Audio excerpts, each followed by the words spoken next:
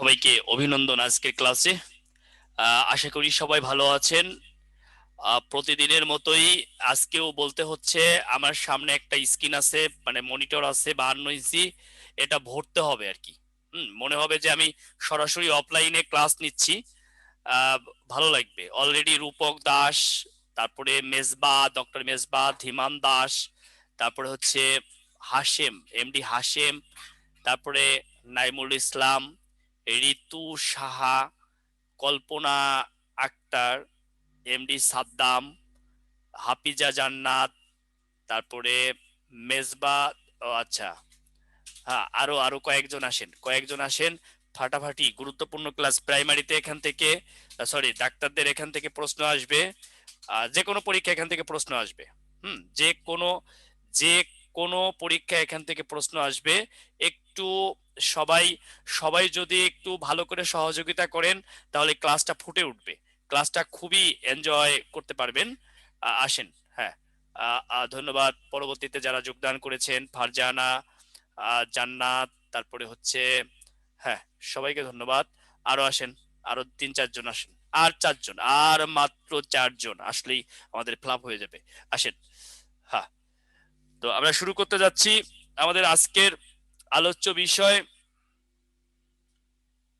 না, এটা সবার, এই ব্যাচটা সবার, মানে কমন টপিকস, তো সবাইকে দিয়ে দেওয়া হয়েছে।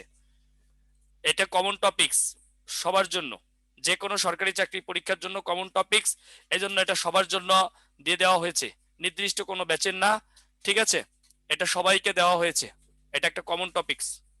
ইংরেজি নববর্ষের শুভেচ্ছা। অবশ্যই ইংরেজি নববর্ষের শুভেচ্ছা রইল। হোপ সবাই ভালো আছেন। স্যারের ঠান্ডা লাগছে না তো? ঠান্ডা লাগছে আমার, হালকা হালকা। শীতের দিনে যদি ঠান্ডা লাগে, এটা অস্বাভাবিক একটা ব্যাপার না, তেমন ঠান্ডা লাগে নাই। এটা শার্টটা এরকম আর কি। হ্যাঁ, গলাটা খুশখুশে। ও আচ্ছা, ও ডক্টর তো, ডক্টররা বুঝে ফেলে, দেখছেন অনলাইনেও ডক্টর বুঝতেছে আমি রুগী। ভাই, অফলাইনে এসে একটু ট্রিটমেন্ট দেন না। আপনি কি প্রলয় স্যার? মানে কি? এই এই অন্য কেউ মনে হচ্ছে নাকি? কোনো সমস্যা? কেন, আমি বাদে কেউ ক্লাস নেয়? আন্তর্জাতিক ক্লাস কেউ নেয় বলেন? কোনো সমস্যা হচ্ছে নাকি? আমি মানে কি, আমারে চেনা যাচ্ছে না?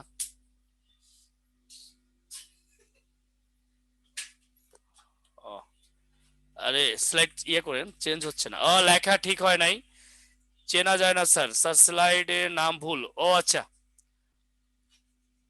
চেনা যায় না। আচ্ছা, ঠিক আছে। এশিয়া মহাদেশ নিয়ে আলোচনা হবে। নতুন অ্যাড হয়েছি, এটা কবে পড়াইতে পারেন? কি লিখছে দেখি উপরে কমেন্টসটা।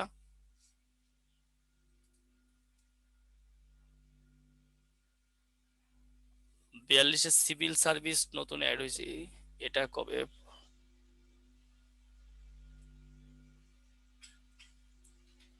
আচ্ছা, দেখেন, না, এটা ভুল হয়েছিল, এটা আনকনসাসলি হয়ে গেছে। Don't mind. এশিয়া মহাদেশে গুরুত্বপূর্ণ দেশ ও ব্যক্তিত্ব, এই জায়গা থেকে আমি তো একটু হইলেও চলে যাইতাম, প্রলয় স্যার না হইলে ক্লাস করতাম না। হাই হাই, এই আমি তো, দেখতে পাচ্ছেন না? এই যে আমি, চিনতে পাচ্ছেন তো? বুঝলাম না, সবার মধ্যে কনফিউশন তৈরি হয়েছে কেন? ঘটনা কি? আমি বাদে তো কেউ ক্লাস নেয় না, আন্তর্জাতিক ক্লাস তো আমিই নেই। তো আপনার কনফিউজিং এর কি আছে? আমিই তো। বোঝা যাচ্ছে না কেন? একটু ড্রেস চেঞ্জ তাই? ও, এখন ক্লিয়ার। আচ্ছা, শাকির রেজওয়ানা। আচ্ছা আচ্ছা আচ্ছা, ঠিক আছে, ওকে। তো এশিয়া মহাদেশের গুরুত্বপূর্ণ দেশ ও ব্যক্তিত্ব নিয়ে আমরা আলোচনা করব। এই আলোচনায় আপনার প্রাইমারিতে 1 থেকে 2টি প্রশ্ন থাকবে, ডক্টরদের এখান থেকে 2টা প্রশ্ন থাকবে, আর জেনারেল যারা আছেন তাদেরও 2টা প্রশ্ন থাকবে। অতএব খুবই গুরুত্বপূর্ণ টপিক আজকের, গুরুত্বপূর্ণ আলোচনা। অবশ্যই এটি আপনারা মনোযোগ দিয়ে দেখবেন। এবং আজকে ক্লাসটি আমরা প্রথমেই যে দেশটি নিয়ে কথা বলবো সেটি হচ্ছে ভারত বা ইন্ডিয়া। এটি নিয়ে আমরা প্রথমে আজকে কথা বলবো। শিরোনাম ভারত। কারণ দেখবেন ভারত থেকে একটা প্রশ্ন আসবে, চীন থেকে একটা প্রশ্ন আসবে। এটা আমরা লক্ষ্য করেছি দীর্ঘদিন সব পরীক্ষায়, মানে বিসিএস এ তারপরে হচ্ছে প্রতিযোগিতামূলক পরীক্ষাগুলোতে এই জায়গা থেকে সিভিল সার্ভিস টপিকটাতে অ্যাড হয়েছি। এটা কবে পড়াবেন এটা জানতে চাইছি স্যার। ডাক্তারদের আলাদা ব্যাচ আছে ওটাই, এটাই। ও আচ্ছা। আপু এই যে এই ক্লাসটা, মানে যেটা এশিয়া মহাদেশের উপর নিচ্ছি, এটি হচ্ছে আপনাদের প্রথম, অর্থাৎ ডাক্তারদের এটা হলো দ্বিতীয় ক্লাস, এটা সেকেন্ড ক্লাস। এটা করেন, এখান থেকে প্রশ্ন পাবেন, ঠিক আছে?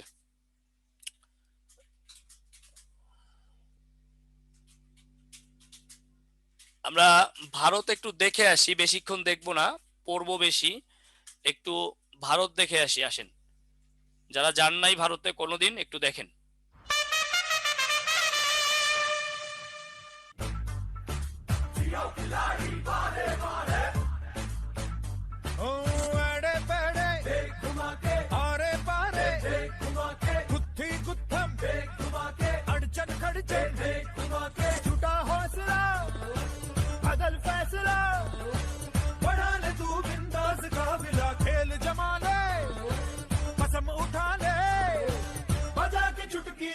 चटा दे घुमा के घुमा के घुमा के घुमा के घुमा के घुमा के खिलाड़ी बाहे बाहे घुमा के घुमा के घुमा के।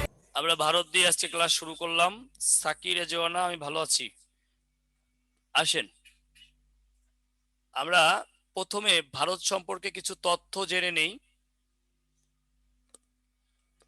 আমি শুধু যে লাইনগুলো লিখতে বলবো সেই লাইনগুলো লিখবেন, আর বাকি যা দরকার একটু স্ক্রিনশট দিয়ে রাখবেন। এখানে দেখেন, স্বাধীনতা লাভ 1947 সালের 15ই আগস্ট, এটা অ্যাজ ইউজুয়াল আমরা লিখেছি, বাট এটা পড়ার, এটা সবাই জানি আমরা।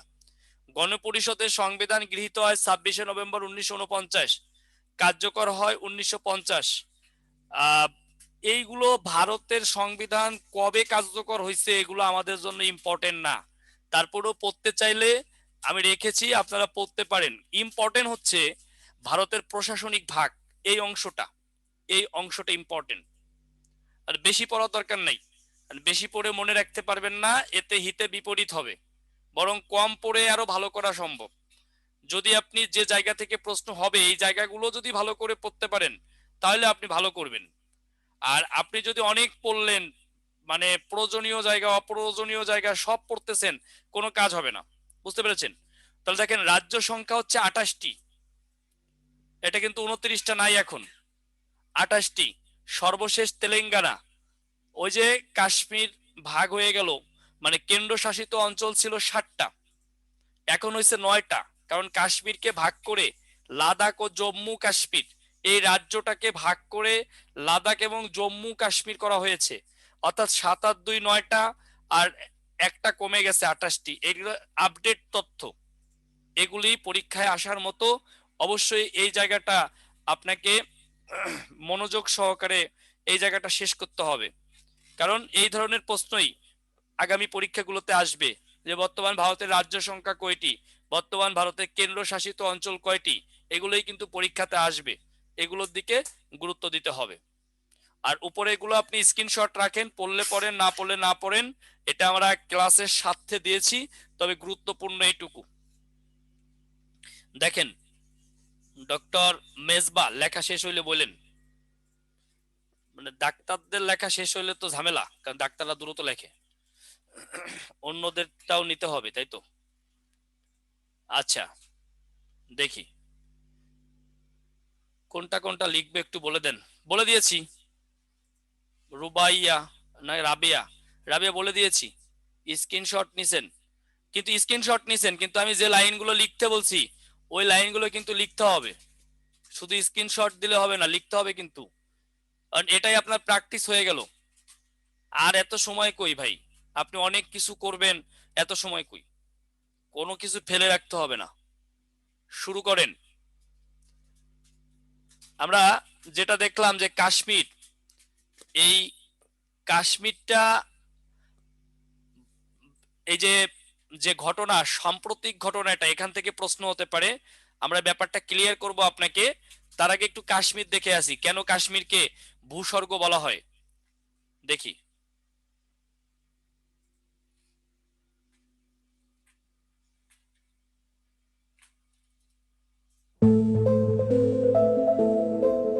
ভারতের সবচেয়ে সুন্দরতম রাজ্য হচ্ছে কাশ্মীর। এই কাশ্মীর সম্পর্কে পৃথিবীর প্রায় সকল মানুষই কম বেশি জানতে চায়। আর জানতে চাইবে না কেন? এটি হচ্ছে পৃথিবীর সবচেয়ে সুন্দরতম একটি স্থান, যেখানকার প্রাকৃতিক সৌন্দর্য মানুষকে একদম মুগ্ধ করে তোলে। ভিউয়ার্স, আজকের এই ভিডিওতে আমরা কাশ্মীরের সৌন্দর্য এবং কাশ্মীরের কিছু আইন কানুন সম্পর্কে আপনাদেরকে জানাতে চলেছি। তো ভিডিওটি মিস না করতে চাইলে অবশ্যই আমাদের পুরো ভিডিওটির সাথেই থাকুন। জম্মু কাশ্মীর হলো ভারতের কেন্দ্রশাসিত অঞ্চল, যা এতদিন স্বতন্ত্র রাজ্য ছিল। কিন্তু এই অঞ্চলটি প্রধানত হিমাচল পর্বত অঞ্চলে অবস্থিত। কাশ্মীর রাজ্যটির মূলত আয়তন হচ্ছে 2,22,236 বর্গ কিলোমিটার। কাশ্মীরকে নিয়ন্ত্রণ করে মূলত তিনটি দেশ। এর মধ্যে ভারত নিয়ন্ত্রণ করে 1,05,069 বর্গ কিলোমিটার, পাকিস্তান নিয়ন্ত্রণ করে 78,932 বর্গ কিলোমিটার এবং চীন নিয়ন্ত্রণ করে 42,735 বর্গ কিলোমিটার। জম্মু ও কাশ্মীর উপত্যকা এই দুই অঞ্চল নিয়ে যাই হোক, আমরা সৌন্দর্যটা দেখলাম, তথ্যগুলো একটু লিখিয়ে দেই। দেখেন,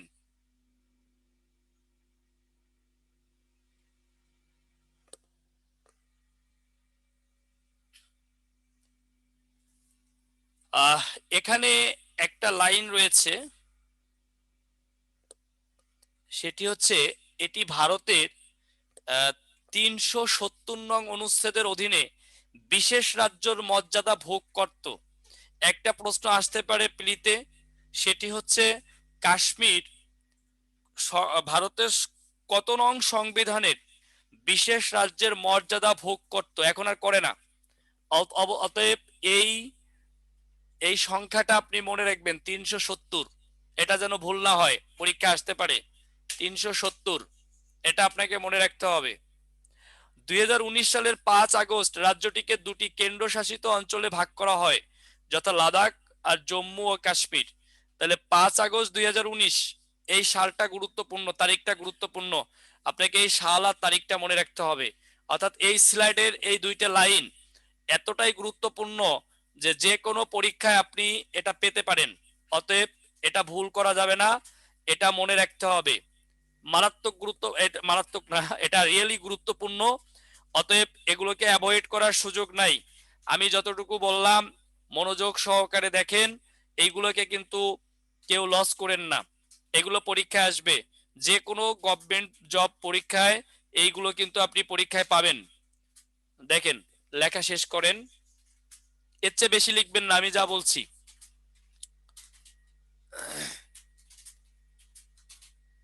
লিখেন।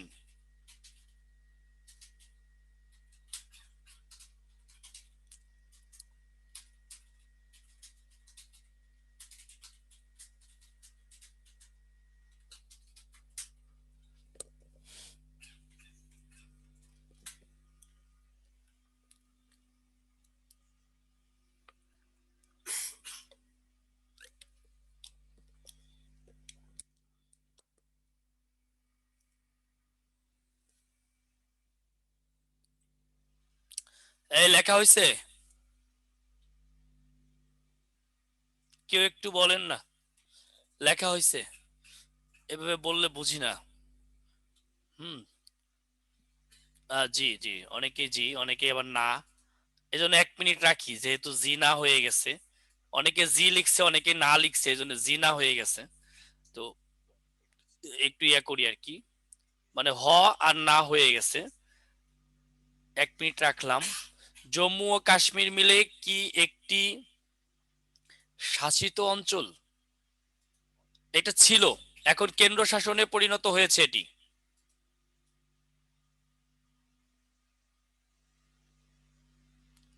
এখন এটি কেন্দ্র শাসন।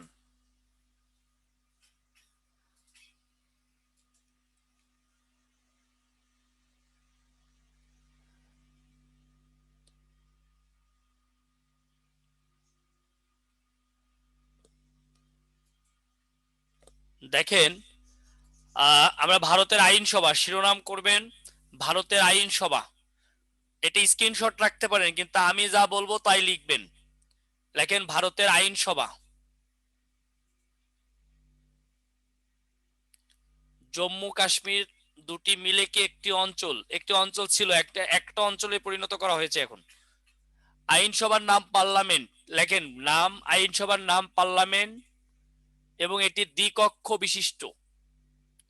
আইনসভার নাম পার্লামেন্ট এবং এটি দ্বিকক্ষ বিশিষ্ট, এবং এটি দ্বিকক্ষ বিশিষ্ট। রাজ্যসভাকে বলা হয় উচ্চ কক্ষ আর লোকসভাকে বলা হয় নিম্ন কক্ষ। আসন হচ্ছে 545টি, এর মধ্যে 2টা সংরক্ষিত আছে, মানে 543+2, আর এর মধ্যে 272টি আসন লাভ করতে পারলেই সে দল ক্ষমতায় যাবে। রাজ্যসভার মোট আসন 250টি, এর মধ্যে 12টি সংরক্ষিত রয়েছে, মেয়াদ 6 বছর। আর বিধানসভার রাজ্যগুলোর স্থানীয় পার্লামেন্টকে বলা হয় বিধানসভা। আপনারা জাস্ট এখান থেকে যে লাইনটি মনে রাখতে হবে, 4টা প্রশ্ন আপনাকে মনে রাখতে হবে। কয়টা? 4টা। আমি বলতেছি শোনেন। কি কি? ভারতের পার্লামেন্টের নাম কি? আইনসভা। হয়ে গেল। কয় কক্ষ বিশিষ্ট? দ্বিকক্ষ। হয়ে গেল। ভারতের এই লোকসভার আসন সংখ্যা কয়টি? 545টি। হয়ে গেল। রাজ্যসভার আসন কয়টি? 250টি। হয়ে গেল। এখন মনে রাখবেন এই লোকসভার যে 545টি, এর মধ্যে কয়টি আসন লাভ করতে হয়? 272টি। হয়ে গেল। এই কথাগুলো মনে রাখতে পারলেই ভারতের আইনসভা নিয়ে আলোচনা শেষ। এইগুলোই হচ্ছে ভারতের আইনসভা নিয়ে গুরুত্বপূর্ণ আলোচনা।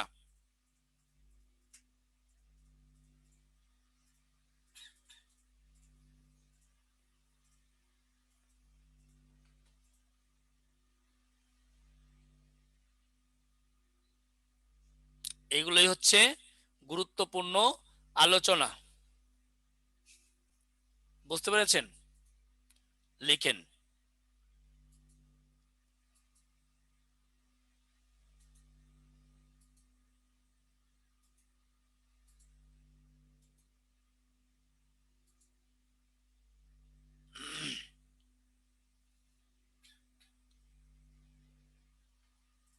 আবার বলবো? আবার কি বলবো বলেন? ভারতের আইনসভার নাম পার্লামেন্ট, এটি দ্বিকক্ষ বিশিষ্ট, লোকসভার আসন সংখ্যা 545, লাভ করতে হবে 272টি, অর্থাৎ জয় লাভ করতে হলে 272টি পেতে হবে, আর রাজ্যসভার আসন 250টি। এই কথাগুলোই বলেছি।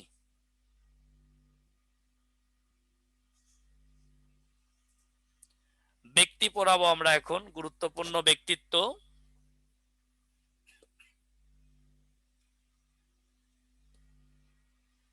ভারতের গুরুত্বপূর্ণ ব্যক্তিদেরকে একটু দেখি।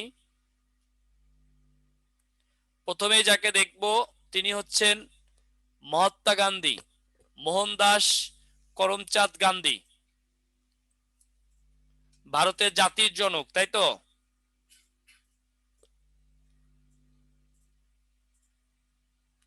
একটু জাতির জনককে দেখে আসি। আসেন।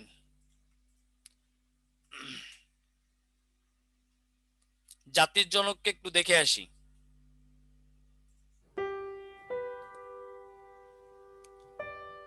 আচ্ছা, তার হত্যা দেখবো। হ্যাঁ, এটা তার জীবন বিচিত্র বা জীবন বায়োডাটা পড়ে আমাদের কোনো লাভ নেই। আমরা যে জায়গাটা দেখবো, মহাত্মা গান্ধী, মোহনদাস করমচাঁদ গান্ধী, তার সম্পর্কে কিছু তথ্য আমরা জানবো। তিনি ভারতের জাতির জনক। মহাত্মা উপাধি, এখানে একটা দাড়ি চিহ্ন দিবেন, অর্থাৎ তিনি ভারতের জাতির জনক ছিলেন, আছেন। মহাত্মা উপাধি প্রদান করেন হচ্ছে রবীন্দ্রনাথ ঠাকুর। এটা আসে যে মহাত্মা গান্ধীকে মহাত্মা উপাধি প্রদান করেন কে? রবীন্দ্রনাথ ঠাকুর। আর তার আত্মজীবনী হচ্ছে the story of my experiment with truth. তাকে হত্যাকারী হচ্ছে নাথুরাম গডসে। এটাও পরীক্ষায় আসে। মহাত্মা গান্ধীর হত্যাকারী কে? নাথুরাম গডসে। মহাত্মা গান্ধীর হত্যাকারীর নাম হচ্ছে নাথুরাম গডসে। নাথুরাম গডসে হত্যাকারীর নাম নাথুরাম গডসে। এই যে লাইনগুলো গুরুত্বপূর্ণ, অনেক অনেক পরীক্ষায় আসছে এই বিষয়গুলো আমাদের মাথায় রাখতে হবে।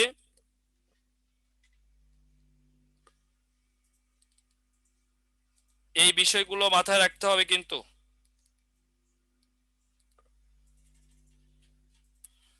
ওকে,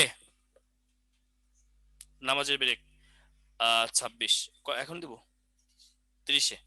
আচ্ছা 30-এ নামাজের ব্রেক হবে 10 মিনিট, না 10 মিনিট। আচ্ছা আমরা আগামী এটা কি লেখা হয়েছে?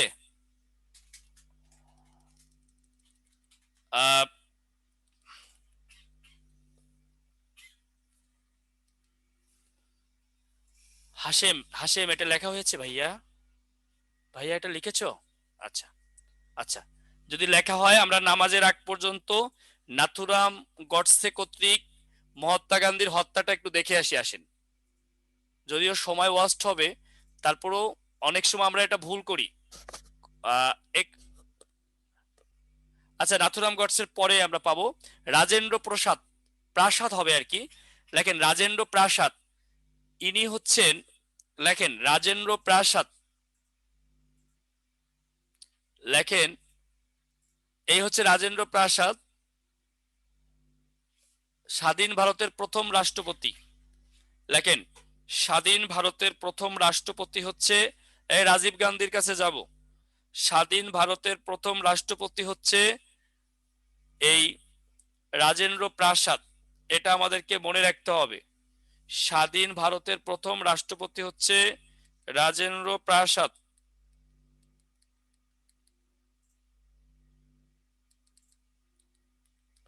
স্বাধীন ভারতের প্রথম রাষ্ট্রপতি হচ্ছে রাজেন্দ্র প্রাসাদ।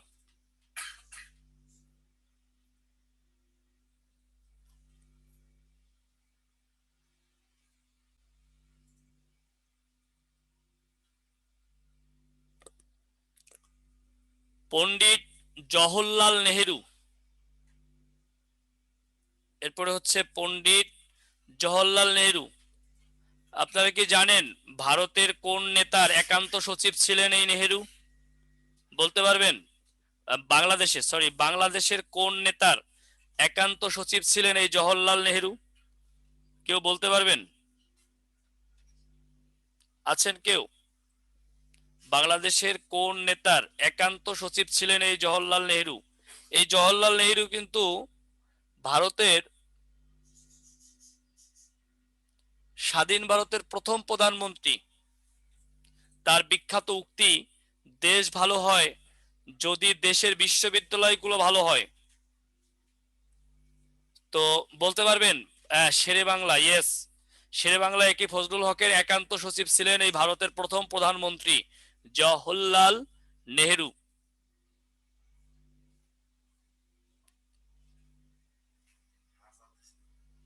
হ্যাঁ 30-এ ব্রেক দেব। জওহরলাল নেহেরু আশা করি লিখেছেন। ইন্দিরা গান্ধী, আমরা ইন্দিরা গান্ধী দিয়ে শুরু করব নামাজের পরে, অর্থাৎ এখন ব্রেক। না স্যার কি কি হয়েছে খাদিজা? সর লেখা হয়নি, ও লেখা হয়নি। আচ্ছা লেখেন দেশ ভালো হয় যদি দেশের বিশ্ববিদ্যালয়গুলো ভালো হয়।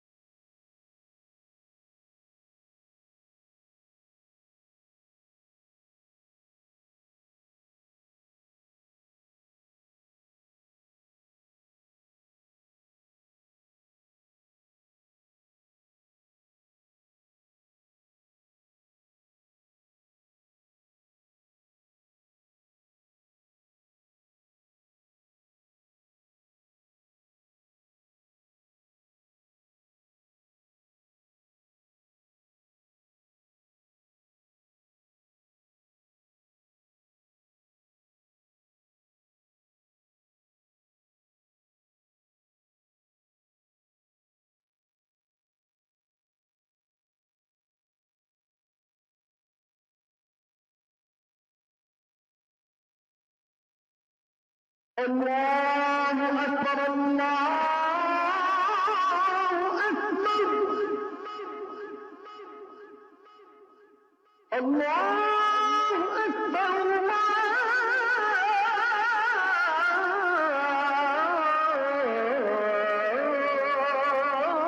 الله أكبر أشهد أن لا إله إلا الله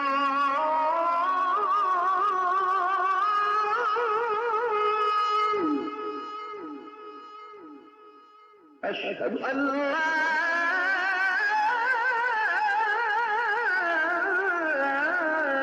إله إلا الله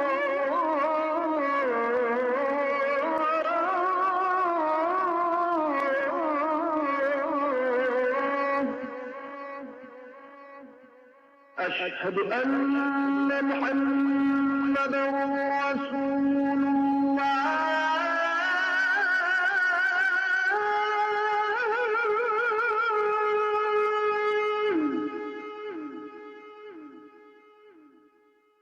أشهد أن محمدا رسول الله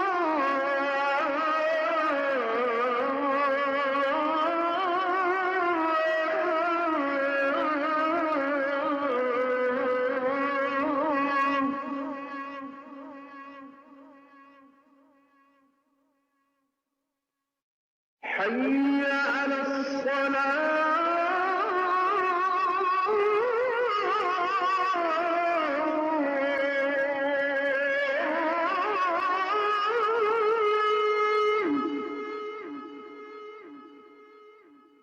حي على الصلاة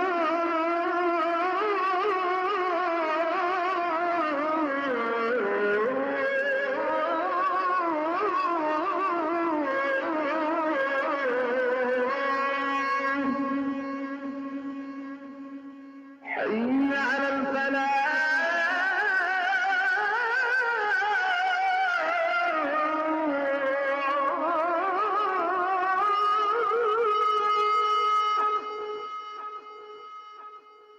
حي على الفلاح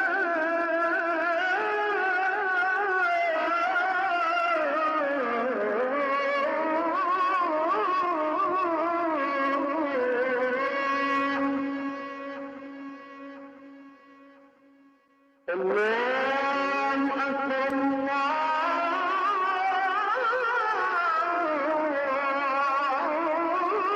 أكبر لا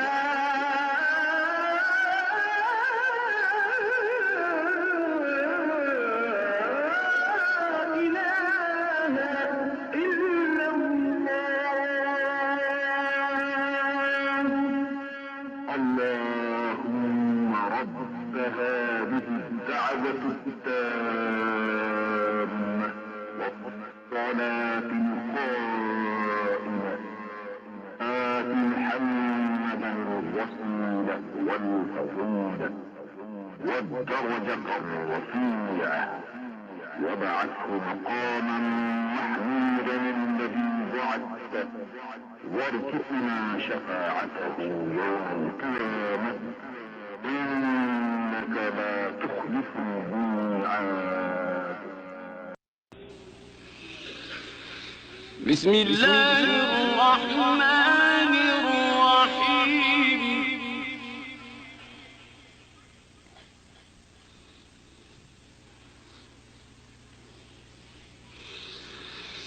لا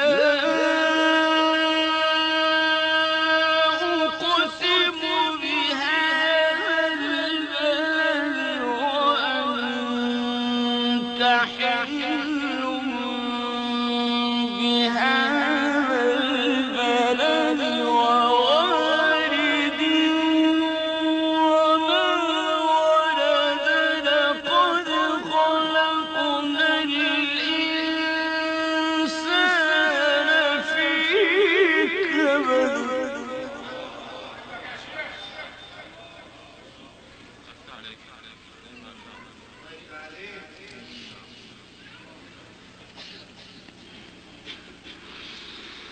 بسم الله الرحمن الرحيم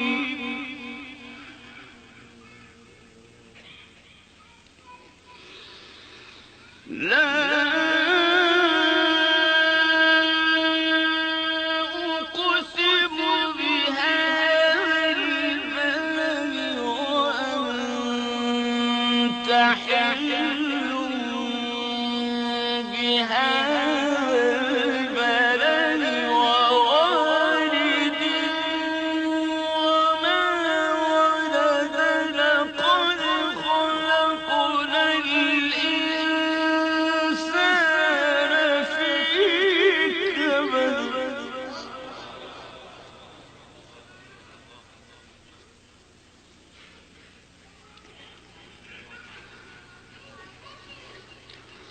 أيحسب أن لن يقدر عليه أحد يقول أهلكت مالا لبدا أيحسب أن لم يره أحد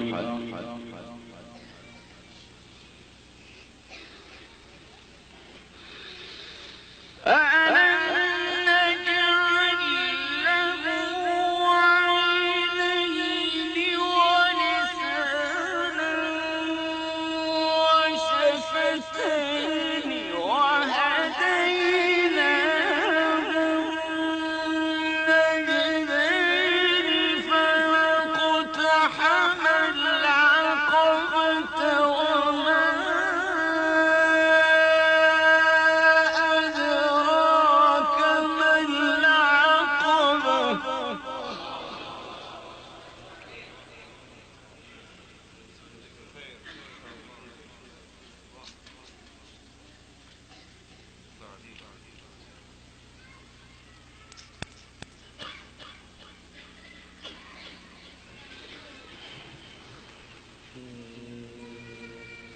أيحسب أن لن يقدر عليه أحد يقول أهلكت مالا لبدا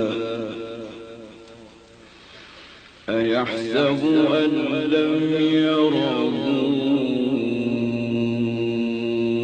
أحد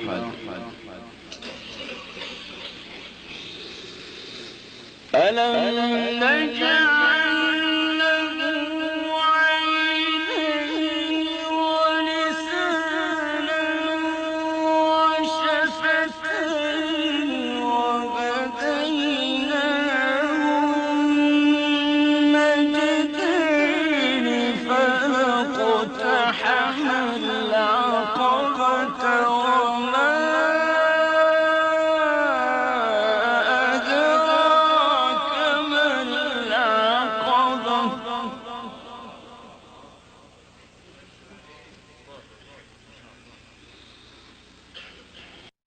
আজানের ধ্বনি যদি বাজে অন্তরে বসে থাকা যায় কি গো বসে থাকা যায় আজানের ধ্বনি যদি বাজে অন্তরে বসে থাকা যায় কি গো বসে থাকা যায় আজানের ধ্বনি যদি বাজে অন্তরে বসে থাকা যায় কি গো বসে থাকা যায় খোদার প্রেমে যেন এমন হারা আজানের ধ্বনি যদি বাজে অন্তরে বসে থাকা যায় কি গো বসে থাকা যায় আজানের ধ্বনি যদি বাজে অন্তরে বসে থাকা যায় কি গো বসে থাকা যায় এ ডাক মেরে যেন ভালোবাসা আল্লাহর সাথে তার প্রিয় বান্দা এ ডাক মেরে যেন ভালোবাসা আল্লাহর সাথে তার প্রিয় বান্দা এ ডাক মেরে যেন ভালোবাসা আল্লাহর সাথে তার প্রিয় বান্দা কি মধুর এই প্রেম কি যে সুন্দর কি মধুর এই প্রেম কি যে সুন্দর সেই প্রেমে সাড়া দিতে মন ছুটে যায় খোদার প্রেমে যেন এ মন হারা আজানের ধ্বনি যদি বাজে অন্তরে বসে থাকা যায় কি গো বসে থাকা যায় আজানের ধ্বনি যদি বাজে অন্তরে বসে থাকা যায় কি গো বসে থাকা যায় আল্লাহর প্রেমে যেন প্রেমিক যারা সেই ডাকে হয়ে যায় মাতোয়ারা আল্লাহর প্রেমে যেন প্রেমিক যারা সেই ডাকে হয়ে যায় মাতোয়ারা আল্লাহর প্রেমে যেন প্রেমিক যারা সেই ডাকে হয়ে যায় মাতোয়ারা সিজদায় সিজদায় হয় অবনত সিজদায় সিজদায় হয় অবনত উৎসব জাগে যেন মনের পাড়ায় খোদার প্রেমে যেন এ মন হারা আজানের ধ্বনি যদি বাজে অন্তরে বসে থাকা যায় কি গো বসে থাকা যায় আজানের ধ্বনি যদি বাজে অন্তরে বসে থাকা যায় কি গো বসে থাকা যায় খোদার প্রেমে যেন হে মন হারা আজানের ধ্বনি যদি বাজে অন্তরে বসে থাকা যায় কি গো বসে থাকা যায় আজানের ধ্বনি যদি বাজে অন্তরে বসে থাকা যায় কি গো বসে থাকা যায় খোদার প্রেমে যেন হে মন হারা।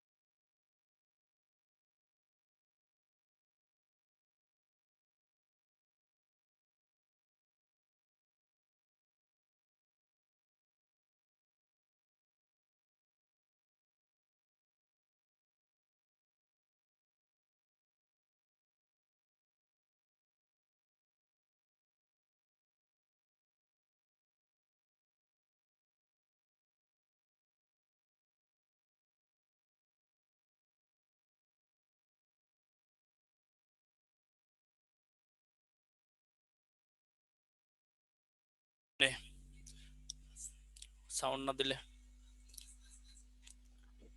ওকে। আমরা নামাজের পরে আবার ফিরে আসলাম আমাদের পরবর্তী আলোচনায়। আপনারা অনেকেই উত্তর দিয়েছিলেন। পণ্ডিত জওহরলাল নেহেরু, তিনি হচ্ছেন আমাদের শেরে বাংলার একে ফজলুল হকের একান্ত সচিব ছিলেন। আমরা এরপরে আলোচনায় ছিলাম ইন্দিরা গান্ধী দিয়ে শুরু করার কথা ছিল। ইন্দিরা গান্ধীর ছবি দেখেছি না? হ্যাঁ, কি এটা কি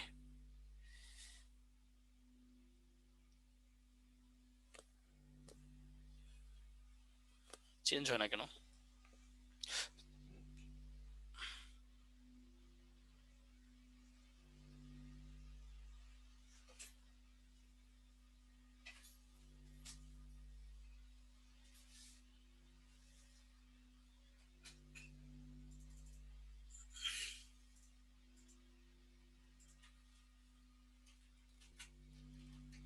ও, ব্যাকে চলে গেছিলাম। হ্যাঁ, আচ্ছা।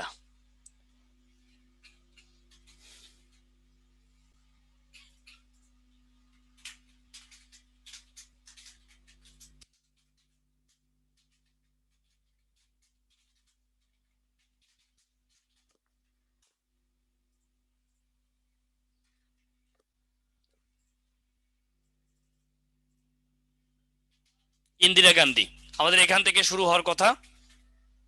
তো শ্রীমতী ইন্দিরা গান্ধী এই নামটি আমাদের ইতিহাসের সাথে জড়িত। আপনারা জানেন যে বাংলাদেশের স্বাধীনতা যুদ্ধের সময় এই ইন্দিরা গান্ধী ছিলেন ভারতের প্রধানমন্ত্রী এবং বাংলাদেশের এই স্বাধীনতা যুদ্ধে অসামান্য অবদান রেখেছিলেন তিনি।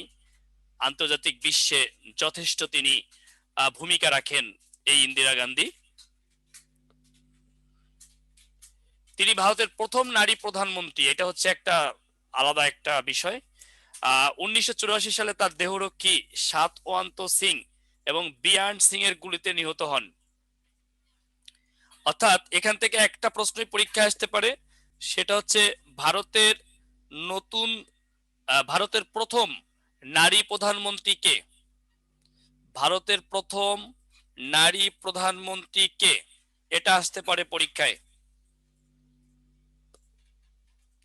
আমরা এই উত্তরটা দিব। ভারতের প্রথম নারী প্রধানমন্ত্রী কে?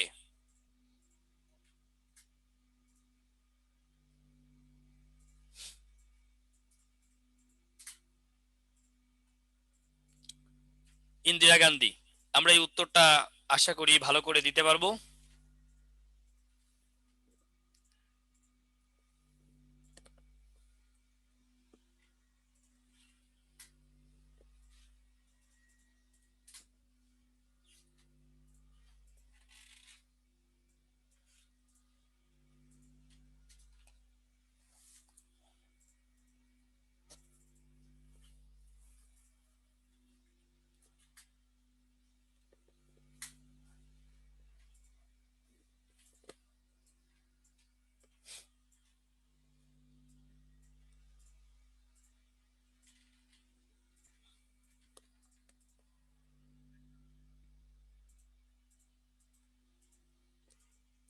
এপিজে আব্দুল কালাম। নেক্সট আমাদের আলোচ্য বিষয় হচ্ছে APJ Abdul Kalam.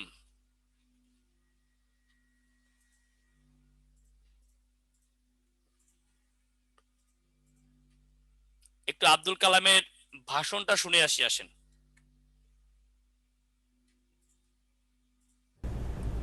Ladies and gentlemen, I am indeed delighted to be with the honorable members of the European Parliament on the occasion of the Golden Jubilee year of the European Union.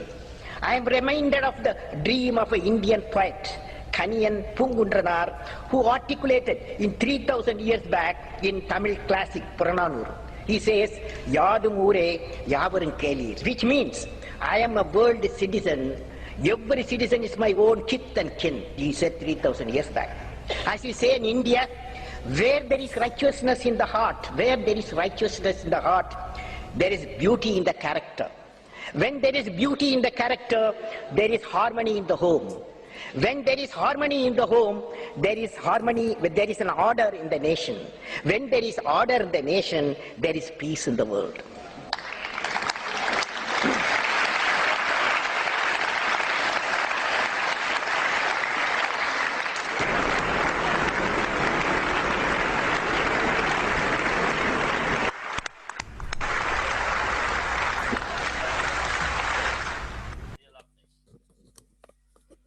আমরা চমৎকার একটি বক্তব্য শুনলাম missile man খ্যাত এই ব্যক্তির।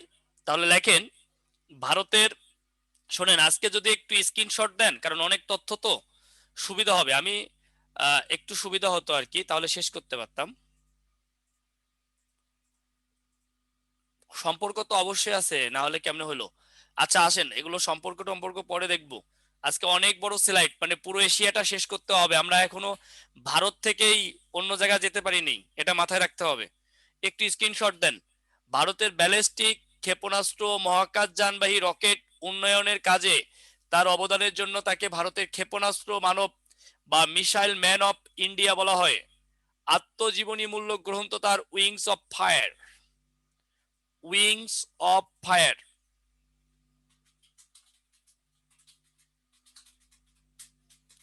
Screenshot দেন, হয়েছে? এগুলো কিন্তু পরীক্ষায় আসে। Wings of Fire, missile man of India.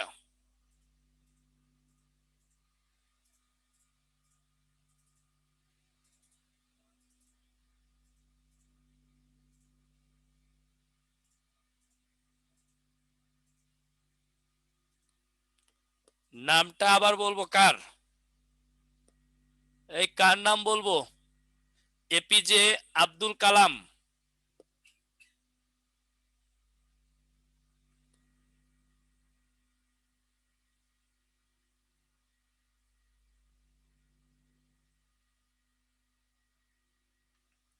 আসেন আমরা ভারতের পরে চলে যাচ্ছি।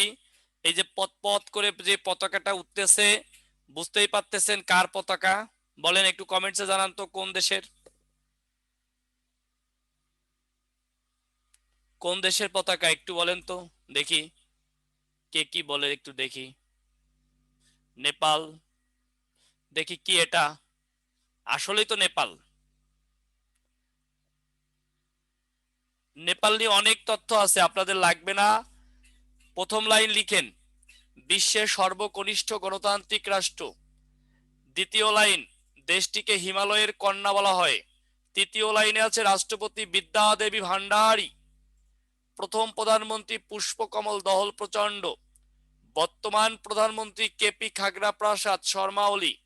সর্বশেষ রাজা, এই লাইনটা খুবই গুরুত্বপূর্ণ, সর্বশেষ রাজা জ্ঞানেন্দ্র বীর বিক্রম শাহদেব। এই লাইনটা লিখে রাখেন খাতায়। সর্বশেষ রাজা জ্ঞানেন্দ্র বীর বিক্রম শাহদেব।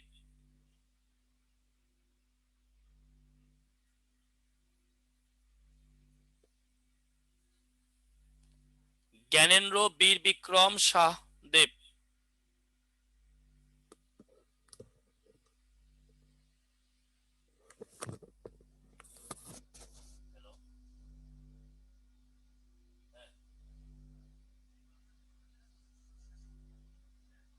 লাস্ট ডেট কবে?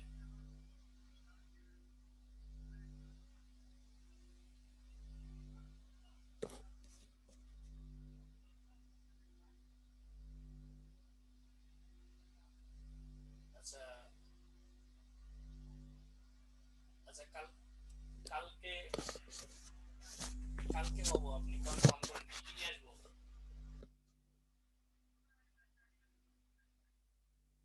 আর হ্যাঁ,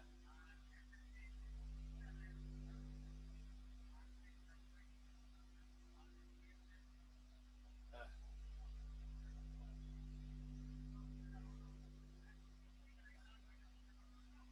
আচ্ছা আচ্ছা, কালকে হবে।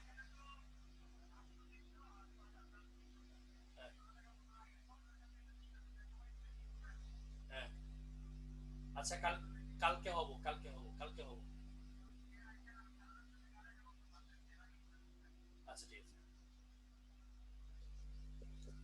রাজা বাদে অন্য কোনো লাইন লিখবেন কিনা? লাইন দরকার নাই, এই রাজা বাদে আর হিমালয়ের কন্যা এটা সবাই জানেন, এটা আলাদা করে লেখার কিছু নাই। শুধু রাজার যে ব্যাপারটা এটাই এখানে ইম্পর্টেন্ট।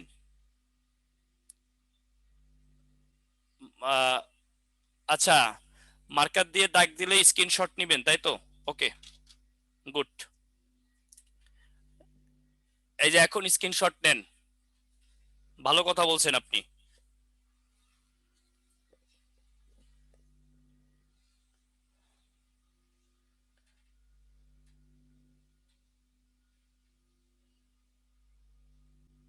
আমরা এখন আলোচনা করব ভুটান।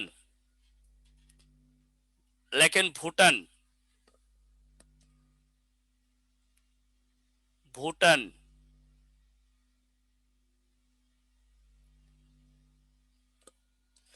এখানে দেখেন সর্বকনিষ্ঠ রাজা জিগমে খেসার নামগিয়াল ওয়াংচুক, তারপরে পৃথিবীর প্রথম ধূমপান মুক্ত দেশ, এই দুইটা লাইন। আর ভাষার নাম দোজংখা, এটা পরীক্ষা একবার আসছে। আইনসভা মংডু, এই তিনটা লাইন। এখন স্ক্রিনশট দিলে সুবিধা হবে নাকি? যাক, ভালো বুদ্ধি হয়েছে। ওকে, এই কয়টা লাইন স্ক্রিনশট দিয়ে মানে এটা স্ক্রিনশট দেন, তাহলে বুঝতে পারবেন যে কোন লাইনগুলো ইম্পর্টেন্ট। হ্যাঁ, এই জাতীয় পাখি দাঁড় কাক এগুলো লাগবে না, হুটহাট করে কোনো একটা সময় চলে আসতে পারে। স্ক্রিনশট রাখেন, কাজে লাগলেও লাগতে পারে।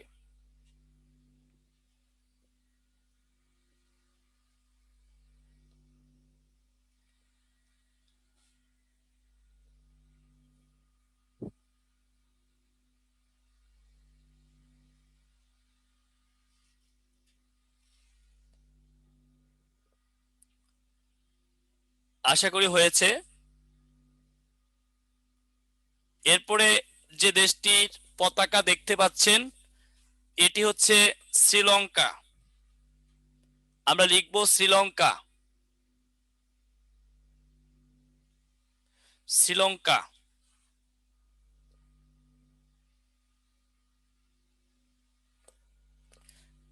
ভাষা সিংহলি, এটা গুরুত্বপূর্ণ, এটা পরীক্ষায় আসে। তারপরে হচ্ছে বিশ্বের প্রথম মহিলা প্রধানমন্ত্রী শ্রী মাভো বন্দরনায়েক, এটা শ্রীলঙ্কার। এটা কিন্তু মাথায় রাখেন, এটা কিন্তু প্রধানমন্ত্রী। আর যদি প্রেসিডেন্ট বলতো তাহলে কিন্তু এটা হতো না, প্রেসিডেন্ট হলে কিন্তু এটা হতো না। ইসাবেলা পেরন প্রেসিডেন্ট, হচ্ছে বিশ্বের প্রথম প্রেসিডেন্ট, নারী প্রেসিডেন্ট ইসাবেলা পেরন, আর্জেন্টিনা। এটা হচ্ছে বিশ্বের প্রথম মহিলা প্রধানমন্ত্রী শ্রী মাভো বন্দরনায়েক।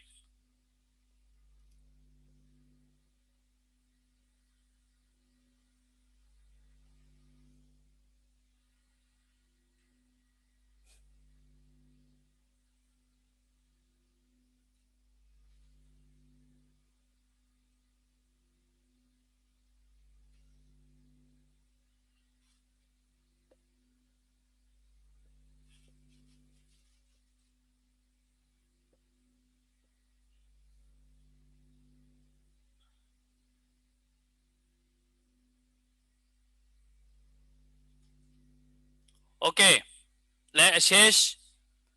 স্লাইডের উপরে দেশের নাম লিখলে স্ক্রিনশট দিতে পড়তে ভালো হতো। আরে কেমন লাগে? আচ্ছা দেখি,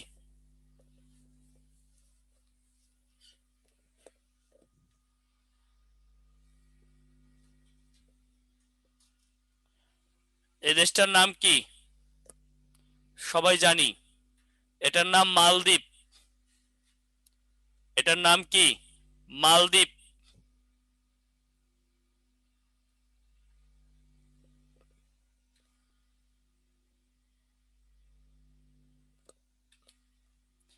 মালদ্বীপ।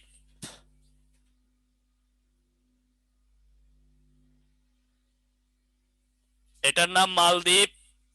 এটার ভাষার নাম দিভেই, এটা পরীক্ষায় আসে। ভাষার নাম দ্বিভেই, আইন সভার নাম মজলিস, শিক্ষার হার 100%। খুবই গুরুত্বপূর্ণ তিনটা লাইন। ভাষার নাম দ্বিভেই, আইন সভার নাম মজলিস, শিক্ষার হার 100%।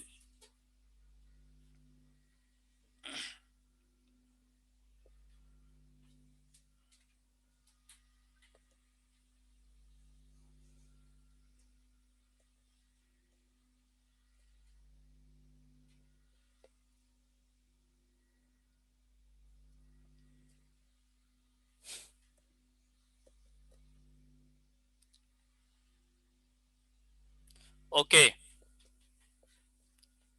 মালদ্বীপের পরে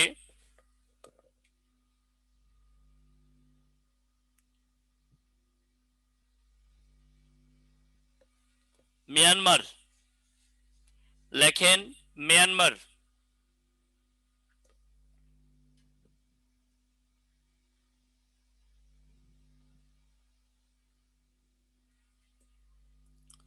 মিয়ানমার কোথায় লিখবো? এখন তো জায়গা নাই উপরে, এখানে লিখলাম মিয়ানমার। দেখেন মায়ানমারের এখানে প্রাচীন নাম ব্রহ্মদেশ, এটা পরীক্ষায় আসছে নানান সময়ে। প্রতিষ্ঠাতা অং সান, এটাও পরীক্ষায় আসছে এবং আপনাদের জানতে হবে। আর মায়ানমারের সামরিক জান্তার নাম হচ্ছে state piece and development council, যেটা SPDC নামে পরিচিত। এইটুকু আমাদেরকে পড়তে হবে। প্রাচীন নাম ব্রহ্মদেশ, প্রতিষ্ঠাতা অং সান। এই সূচি না, কিন্তু এই সূচির বাবার নাম অং সান। অং সান সূচি না, কিন্তু যাকে আপনারা চিনেন সে না। অং সান সূচি অর্থাৎ সূচির বাবার নাম অং সান। এ হচ্ছে মায়ানমারের হচ্ছে প্রতিষ্ঠাতা। এইটুকু মনে রাখলে চলবে। মায়ানমার।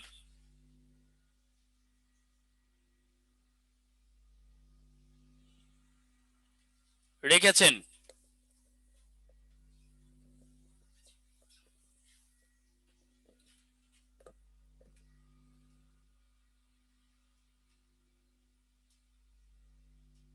মালয়েশিয়া।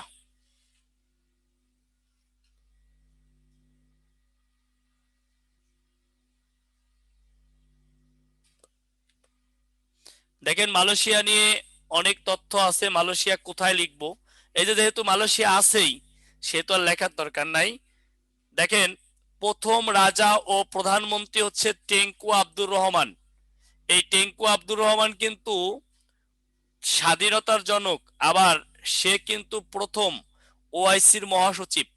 আমরা যখন OIC দেখব তখন এটা দেখবো এই টেঙ্কু আব্দুর রহমান হচ্ছে OICর মহাসচিব, প্রথম মহাসচিব। এই টেঙ্কু আব্দুর রহমান গুরুত্বপূর্ণ। বর্তমান প্রধানমন্ত্রী মুহিউদ্দিন ইয়াসিন, এই যে সেদিন মানে সেদিন হচ্ছে মাহাথির মোহাম্মদ পদত্যাগ করলো 94 বছর বয়সে। এই পদত্যাগ করার পর বিতর্কিত মুহিউদ্দিন ইয়াসিন প্রধানমন্ত্রী হিসেবে ক্ষমতা গ্রহণ করলো। অর্থাৎ এই মুহিউদ্দিন ইয়াসিন হচ্ছে বর্তমান প্রধানমন্ত্রী। এটা সাম্প্রতিক তথ্য, এটা লাগবে। ডক্টর মাহাথির মোহাম্মদ সম্পর্কে অনেক তথ্য এখানে আছে। মোটামুটি এই তথ্যগুলো এখন অনেকটা এক্স হয়ে গেছে। এই যে সে যে দলে যোগদান করেছিল তার নাম পাকাতান হারাপান, এটাও এখন মানে আর গুরুত্বপূর্ণ না। তবে বর্তমান প্রধানমন্ত্রী মুহিউদ্দিন আর প্রথম অর্থাৎ জনক হচ্ছে টেঙ্কু আব্দুর রহমান, এই বিষয়গুলো গুরুত্বপূর্ণ। স্যার মায়ানমারের SS নিতে ভুলে গেছি, আবার একটু দিবেন প্লিজ। আচ্ছা দিলাম, এইটা একটু আগে দেন, এইটাও জন্য ভুলে না যান, এইটা আগে দেন।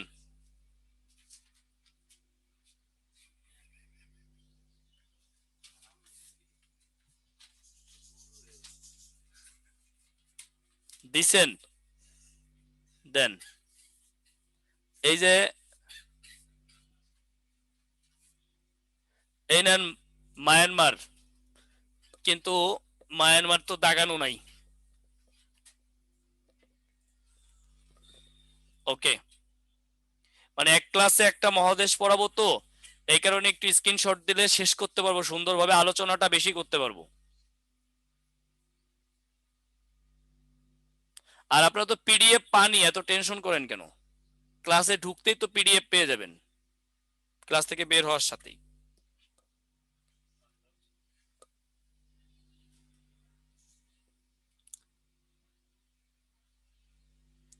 এবার আলোচনা ইন্দোনেশিয়া, পৃথিবীর সর্বাধিক দ্বীপরাষ্ট্র এবং জনসংখ্যায় বিশ্বের বৃহৎ মুসলিম রাষ্ট্র হচ্ছে ইন্দোনেশিয়া, সেটি নিয়ে কথা হবে। এবং বিচ্ছিন্ন রাষ্ট্র, পৃথিবীতে দুইটা বিচ্ছিন্ন রাষ্ট্র আছে, একটা হলো ইন্দোনেশিয়া আর একটা হলো জাপান। পৃথিবীতে দুইটা বিচ্ছিন্ন রাষ্ট্র রয়েছে, একটা ইন্দোনেশিয়া আর একটা জাপান। এই আইফোন, ওর নাম কি আইফোন নাকি? ওর নাম আইফোন নাকি ফোনের ইয়ে উঠছে? আচ্ছা যাই হোক, এবার দেখি, এবার দেখি আমরা ইন্দোনেশিয়া। হ্যাঁ,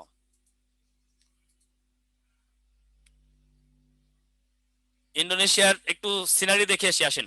এই একটু ইন্দোনেশিয়া দেখি আমরা, অনেকক্ষণ ধরে ক্লাস টানা করতেছি।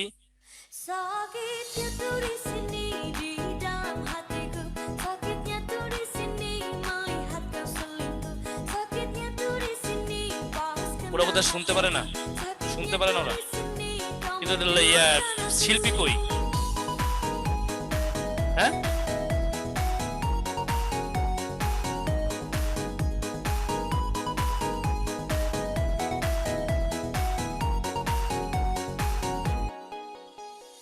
Teganya hatimu memainkan cintaku, sari sejarahmu mengkhianati aku, sakitnya hatiku, hancurnya jiwaku.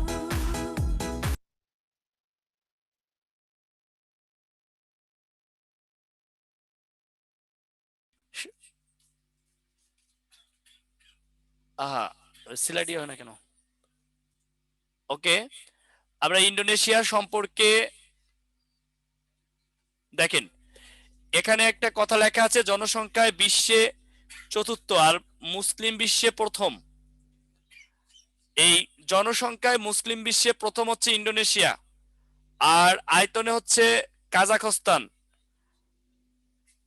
আর আয়তনে দেশে বৃহত্তম দ্বীপ হচ্ছে সুমাত্রা। এগুলো লাগবে না, শুধু এই লাইনটা লাগবে, বিশ্বে চতুর্থ, মুসলিম বিশ্বে প্রথম, এটা লাগবে। আই উইশ উইল গো দেয়ার। ওকে, আমিও যাব।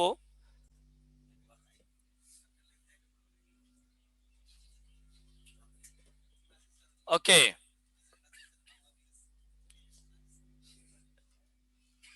স্ক্রিনশট দিয়েছেন?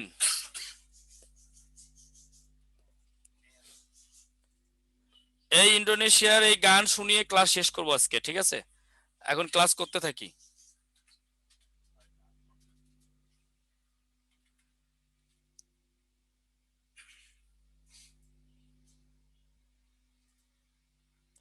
জাপান, এবারে আলোচনা হচ্ছে জাপান, তাই নিয়ে যান।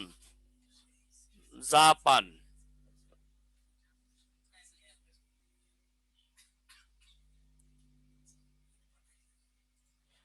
এটি একটি দ্বীপরাষ্ট্র, 5টি দ্বীপের সমন্বয়ে। শোনেন, আহ, এই যে 5টা দ্বীপ, হুক্কাইডো, হনশু, শিকোকু, কিউসু এবং ওকিনাওয়া, এটাও ইম্পর্টেন্ট না পরীক্ষার জন্য? জাপান নিয়ে আসলে সাম্প্রতিক প্রশ্নই বেশি হয়, বাংলাদেশের সাথে যে রিলেশনটা। আর এমনিতে আমরা জানি জাপান পৃথিবীর সর্বপূর্বের দেশ এবং সূর্য উদয়ের দেশ, এই কথাগুলোই বারবার হয়। আর বাংলাদেশের সাথে এই যে জায়গা নিয়ে প্রশ্ন হয়, এগুলো আমরা সাম্প্রতিকের মধ্যে, সাম্প্রতিকের মধ্যে এগুলো আমরা ক্লিয়ার করব, ঠিক আছে? জাপান,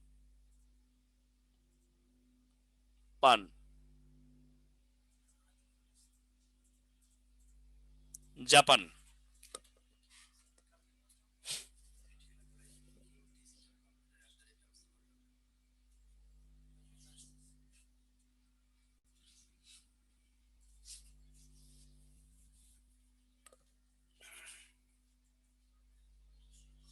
উত্তর কোরিয়া ও দক্ষিণ কোরিয়া এবং সানশাইন পলিসি, বিশাল এক আছে, স্ক্রিনশট রাখবেন। আপনার এত কিছু জানার দরকার নাই, আপনি জানবেন সানশাইন পলিসি চালু ছিল উত্তর কোরিয়া ও দক্ষিণ কোরিয়ার মধ্যে, শুধু এইটুকু, আর কিচ্ছু দরকার নাই আপনার। সানশাইন পলিসি এটা 40-এও কিন্তু আসছে, আপনি শুধু জানবেন সানশাইন পলিসি চালু ছিল যে দুইটি দেশের মধ্যে, উত্তর কোরিয়া এবং দক্ষিণ কোরিয়ার মধ্যে। এটার কাহিনী অনেক লম্বা লম্বা কাহিনী, আপনার যদি জানার ইচ্ছা থাকে আপনি স্ক্রিনশট দিয়ে রাখেন, লম্বা কাহিনী আছে, স্ক্রিনশট দিয়ে রাখতে পারেন।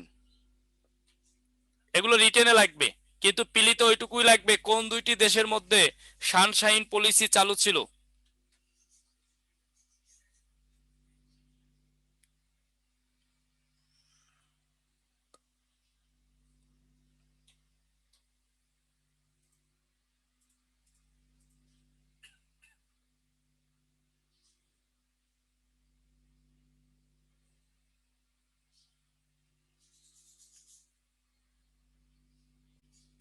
এই স্ক্রিনশট দেন। আপনি যদি পড়তে চান অবসর সময়ে বসে এটা পড়তে পারেন, বাট সানশাইন পলিসি নিয়ে আপনার যে লাইনটি আপনাকে মাথায় রাখতে হবে সেটি হচ্ছে উত্তর কোরিয়া ও দক্ষিণ কোরিয়ার মধ্যে চালু ছিল।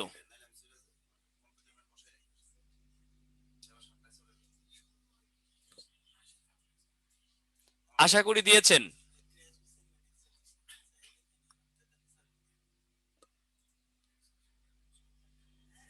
হুম,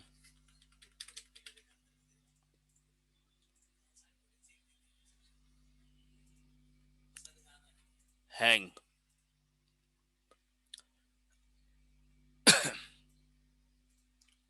ওই সানশাইন পলিসি লিগে আটকে যায়, এর আগে আটকে গেছিল একবার, মনে আছে?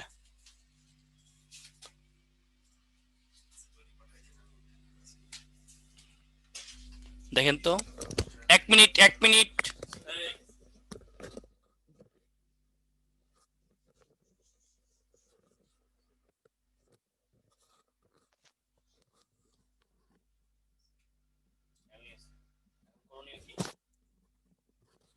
একটু একটু হ্যাং হয়ে গেছে, সানশাইন পলিসি খেয়ে ফেলছে, এই সানশাইন পলিসি খেয়ে হ্যাং হয়ে গেছে একটু। আপনারা একটু হ্যাং হয়ে থাকেন 1 মিনিট, আমরা 1 থেকে 1.5 মিনিটের মধ্যে ফেরত আসবো, আপনারা একটু হ্যাং অন, একটু কফি খান, কফি, শীতের দিন কফি খাবেন আর ক্লাস করবেন, ল্যাপের নিচে পাও ঢুকিয়ে। কি শান্তি আপনাদের, বুঝছেন? অনলাইনের যুগে হা হা, কি শান্তি। ঘরে বসে বসে ত্বক নষ্ট হচ্ছে না, চেহারা নষ্ট হচ্ছে না, ঘরে বসে ক্লাস চলছে, বাহ। প্রাইমারির জন্য বলবেন স্যার, প্রাইমারির জন্য এটা এগুলো পড়বেন, দেখেন কত শান্তি আজকে। স্ট্যাচু,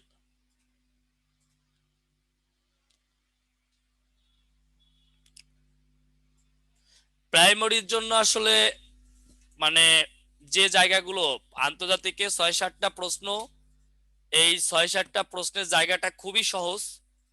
ডিউটি করি আর ক্লাস করি, কি শান্তি, বাহ। চিন্তা করেন কি শান্তি আসলে, মানে এখন ডিউটির পাশাপাশি ক্লাস চলছে আসলে। করোনা পরিস্থিতি আমাদেরকে এই বিষয়গুলি শিখিয়েছে, না হলে আমরা এগুলো শিখতে পারতাম না, অভ্যস্ত হতাম না আর কি, শিখতে পারতাম। কেউ কেউ আগেই জানে বা আগেই করে, যা আমি যদি ব্যক্তিগতভাবে বলি, আমি আসলে এগুলোর এত কিছু বুঝতাম না। এইভাবে আমি আমার গ্রুপে টুকটাক ক্লাস নিতাম, ফ্রি ক্লাস, কিন্তু আসলে এটাতে আমি আসলে হ্যাবিচুয়েটেড ছিলাম না। বাট এখন হয়ে গেছে, এখন প্রতিদিনই ক্লাস নেই।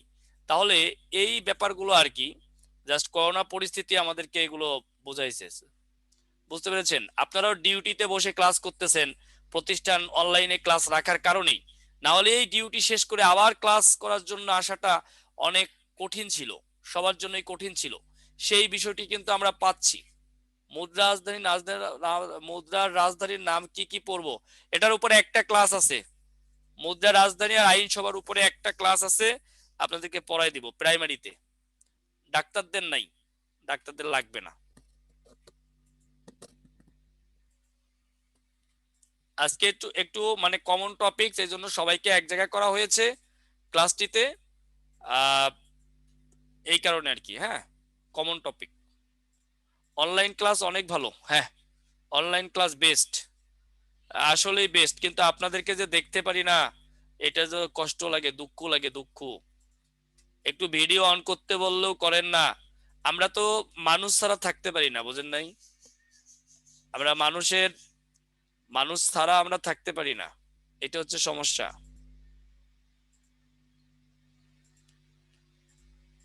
42 কবে হবে আপনার ইনটিউশ?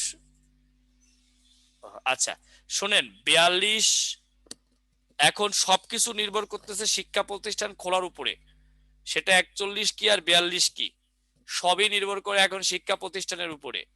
এটা নিয়ে আসলে একটা সবার মধ্যে একটা ধোঁয়াশা সৃষ্টি হয়েছে যে কবে শিক্ষা প্রতিষ্ঠান খুলে। তো শিক্ষা প্রতিষ্ঠান আশা করি যদি ফেব্রুয়ারি মাসে খুলে, তাহলে ফেব্রুয়ারি মার্চে পরীক্ষা হয়ে যাবে। আর আবার এখন যেটা মনে হচ্ছে যে ফেব্রুয়ারি মাসে হয়তো খুলবে না, এরকম মনে হচ্ছে আর কি। এক্ষেত্রে 42 সেই মার্চে চলে যাওয়ার সম্ভাবনাই আছে। বোঝা যাচ্ছে না, এই সপ্তাহে একটা স্টেটমেন্ট পাওয়া যাবে, একটা চূড়ান্ত স্টেটমেন্ট এই সপ্তাহে পাওয়া যাবে।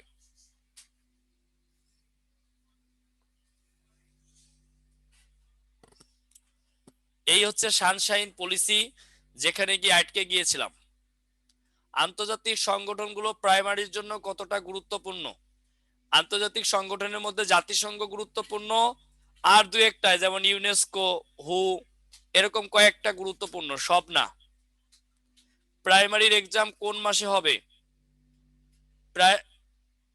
প্রাইমারির এক্সাম হতে, এটা আমার যেটা ধারণা মে জুনের আগে না, আরো পিছিয়ে যেতে পারে। এটা তো খুব ইম্পর্টেন্ট না প্রাইমারি নিয়োগ দেওয়াটা, বোঝেন নাই?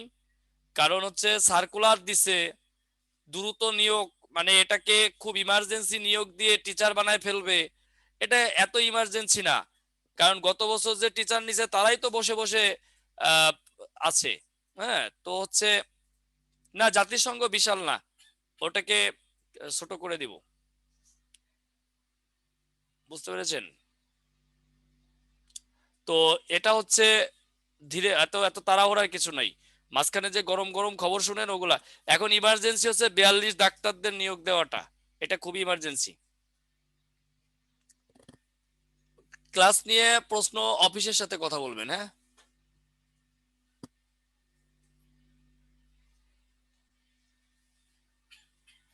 আমরা এখন আলোচনা করব গণচীন নিয়ে। গণচীন,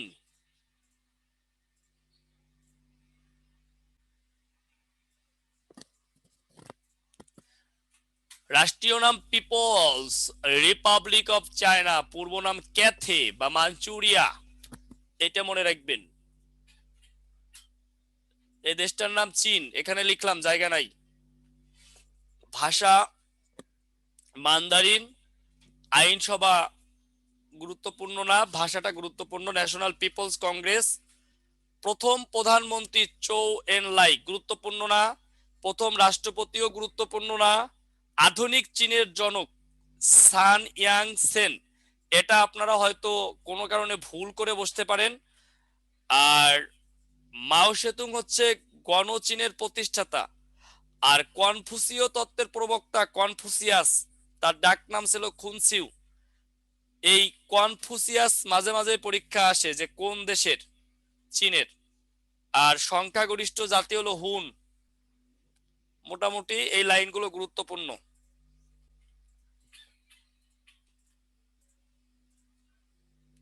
আজকে ক্লাসে প্রাইমারিতে 1 মার্ক, 2 মার্কও থাকতে পারে, এক কনফার্ম, 2ও হতে পারে।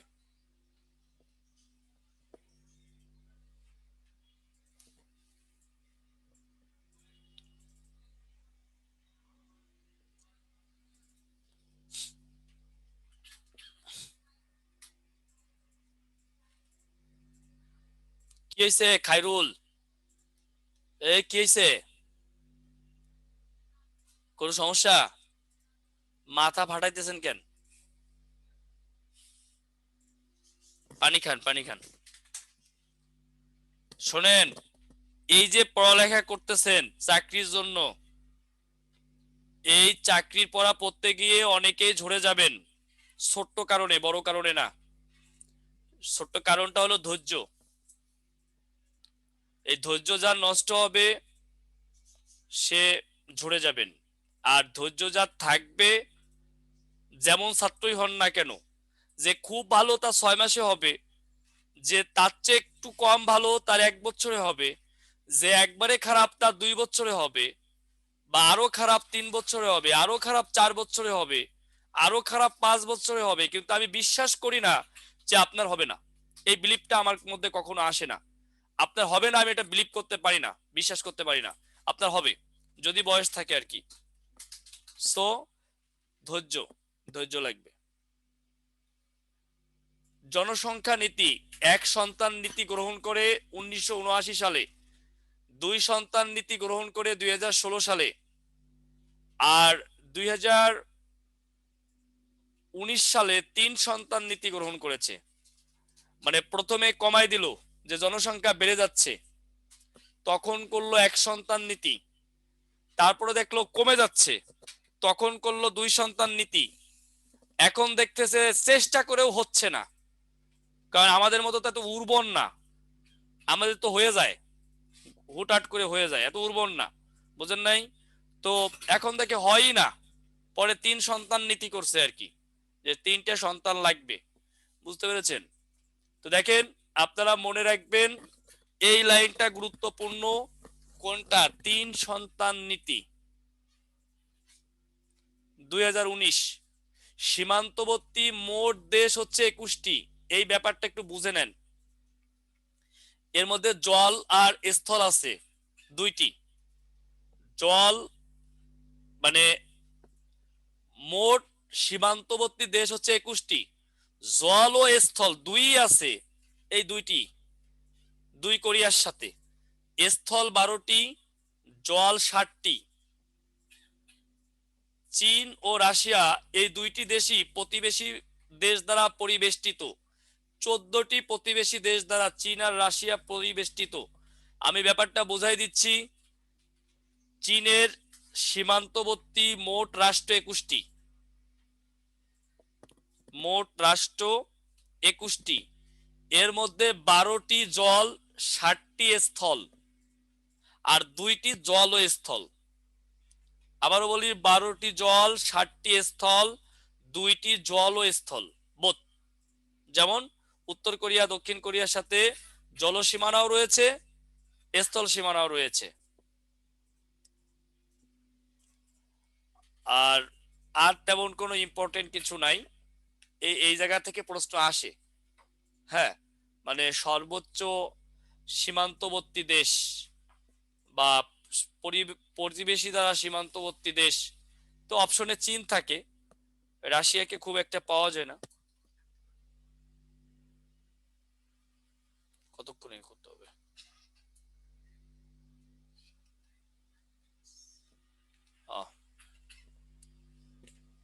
দেখেন স্যার, ডেইলি 3 ঘন্টা পড়তে পারি। 3 ঘন্টা যদি পড়ার মতো পড়তে পারেন তাহলে, না বাড়াইতে হবে, আসলে 3 ঘন্টায় হবে না, 5 ঘন্টা করতে হবে, এবং সেটা পড়ার মতো পড়তে হবে, একদম সাইলেন্ট পড়তে হবে, শুধুই পড়তে হবে, আর কিছু না। 5 ঘন্টা। হ্যাঁ, এটা চীন, চীন, এটাও চীন, সঙ্গীতা চৌধুরী। আমরা এখন ইসরায়েলে চলে যাই। ইসরায়েল, শিরোনাম করেন ইসরায়েল।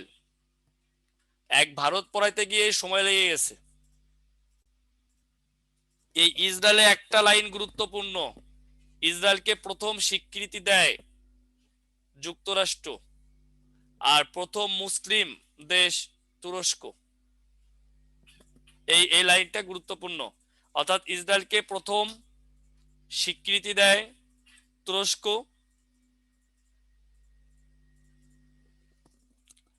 আর প্রথম মুসলিম দেশ তুরস্ক।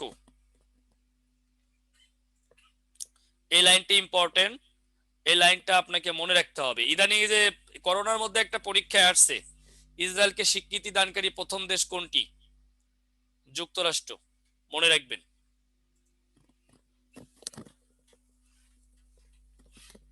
তারপরে আসেন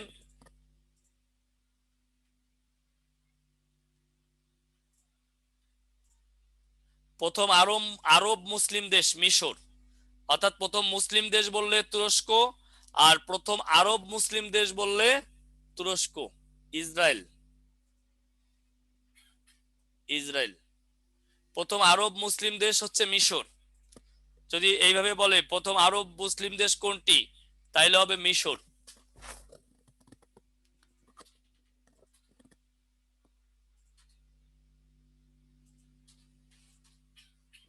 এগুলো লাগবে না, এগুলো বাদ দেই। ফিলিস্তিন, এবার আলোচনা হচ্ছে ফিলিস্তিন।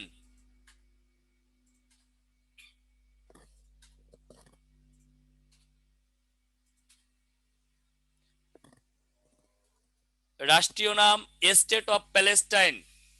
দেখেন এখানেও সব লাইন গুরুত্বপূর্ণ না, এখানে গুরুত্বপূর্ণ হচ্ছে প্রথম স্বীকৃতি দেয় আলজেরিয়া, প্রথম প্রেসিডেন্ট ইয়াসির আরাফাত, পিএলও মানে প্যালেস্টাইন লিবারেশন অর্গানাইজেশন, এটা প্রতিষ্ঠা হয় 1964, সদর দপ্তর রামাল্লাহ। এই পর্যন্তই ইম্পর্টেন্ট, এই লাইনগুলো ইম্পর্টেন্ট, একটু স্ক্রিনশট দেন। আমি উপরে দেশের নাম লিখে দিচ্ছি।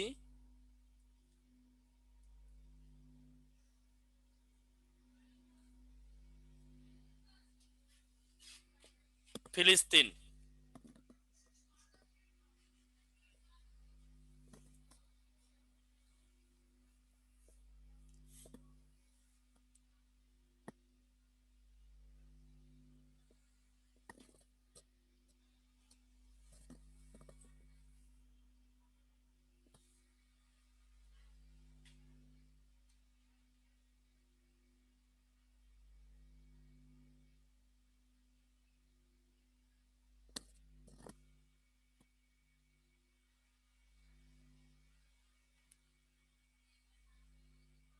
সৌদি আরব,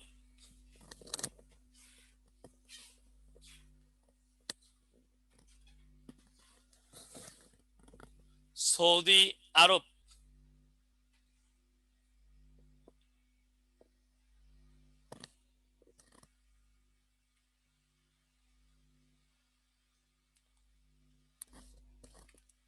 দেখেন সৌদি আরবের সংবিধান হচ্ছে অলিখিত, আর এটা প্রতিষ্ঠা করেন হচ্ছে আব্দুল মানে ইবনে সৌদ আব্দুল আজিজ, এটা মনে রাখবেন। আর সৌদি আরব সম্পর্কে আমাদের মোটামুটি জানা, দেশটিতে কোনো সংসদ নেই, এই কথাগুলো জানতে হবে।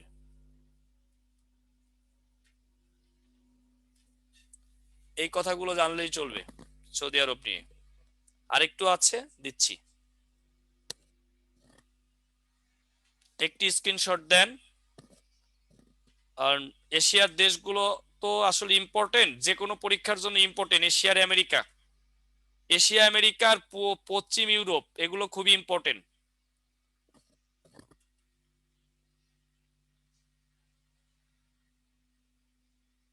তুরস্ক, এরপরে আলোচনা হচ্ছে তুরস্ক।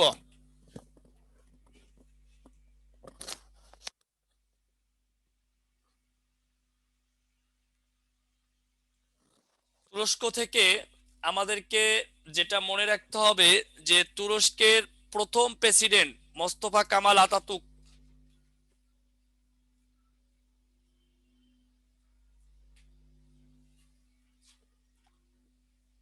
প্রথম প্রেসিডেন্ট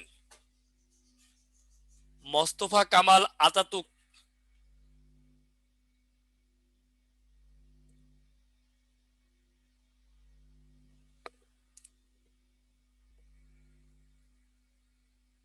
স্ক্রিনশট তো সবই রাখতেছেন, পারলে পড়বেন সব, কিন্তু ইম্পর্টেন্ট এটা, যদি পরীক্ষায় প্রশ্ন এই স্লাইড থেকে আসে তাহলে এই লাইন আসবে। আর ওই যে ইস্তাম্বুল আর কানাক্কাল, এটা তো দুইটা মহাদেশে অবস্থিত ইউরোপ এবং এশিয়ায়, অর্থাৎ পরীক্ষায় ইস্তাম্বুলটা থাকে আর কি, বা পরীক্ষায় বলে যে তুরস্ক, বা পরীক্ষায় বলে যে নিম্নের কোন দেশটি 2টি মহাদেশে অবস্থিত, তাহলে তুরস্ক।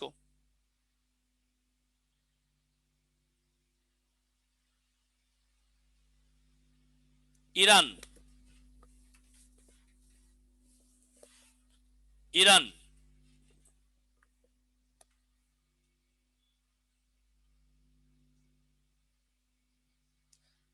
এটা আপনারা ইতিহাসে ক্লাসে পাবেন। দেখেন, শেষ রাজা শাহ মোহাম্মদ রেজা পাহলাবি, এটি ইম্পর্টেন্ট না, ইম্পর্টেন্ট হচ্ছে বর্তমান রাষ্ট্রপতি হাসান রুহানি, এটি ইম্পর্টেন্ট।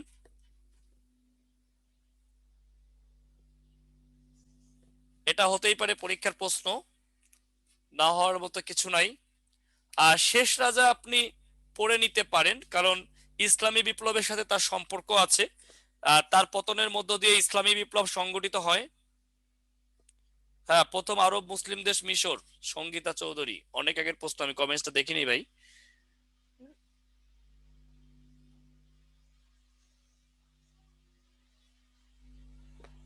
আমরা হচ্ছে এই পর্যন্ত দেখলাম আজকে, ইরান পর্যন্ত যে কয়টা এশিয়ার গুরুত্বপূর্ণ দেশ ছিল সেই কয়টি দেশই আমরা দেখলাম। এর পাশাপাশি আর কিছু কথা আপনারা একটু লিখে রাখবেন, মৌলিক কথা কিছু লিখে রাখবেন, শেষে একটু নোট রাখবেন। আমি বলে দিচ্ছি, লিখে নেন। লেখেন, এশিয়ার স্বাধীন দেশ 44টি।